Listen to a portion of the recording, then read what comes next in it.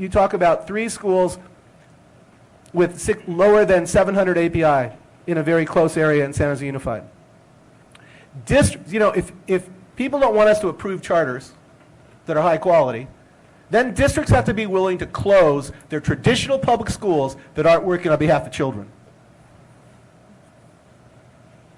And that's what some of these collaborative compacts do. They say that when schools aren't performing, traditional public will close. When charters aren't performing, the charter school will close. That's what these say in cities that are working across America.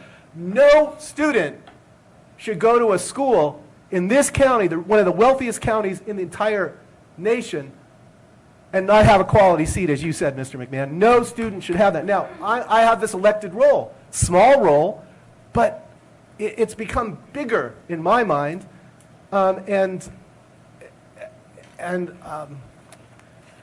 let me see my other notes here. Charter schools are supposed to innovate and then share those innovations that are working because they have fewer ed code policies to follow. Collective bargaining is not part of the charter school world in any significant way, unlike traditional public, which is an elephant, I think, in the room. One thing that is very unique about this county, having now spent some time with other county offices, is we are unique in that we see ourselves as a resource to the charter school to help aid, and that's part of the reason why we've introduced this Office of Innovative Schools, and that is to work collaboratively. Most county superintendents will do exactly what's been described. Whatever lands in front of them is what lands in front of them, especially if it's in the appellate process, because they really want to keep their good relationship with their local school districts, and they'll review it as is and as critical as it's been reviewed. Our position has been, because we serve at the pleasure of the board, that we have an obligation to, if possible, improve the petition before we present it to the board. And so that there is a distinction between what most county offices, if not all county offices, do and what we do. And that is we work side by side with our charter management organizations.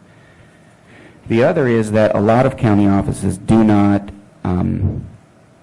as I understand it, do not welcome individual audiences with charter management organizations. Mm-hmm.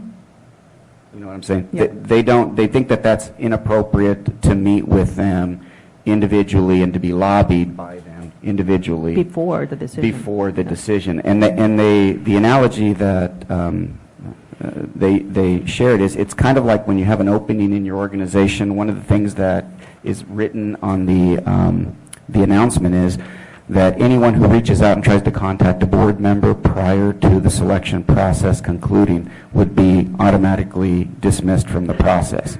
That you don't have the opportunity, because you're supposed to, the petition is supposed to speak for itself. It shouldn't require individual side meetings with board members to campaign on behalf of the petition. Whether that happens a lot or not, I don't know, but it's something that other boards in other counties either resist or simply don't entertain.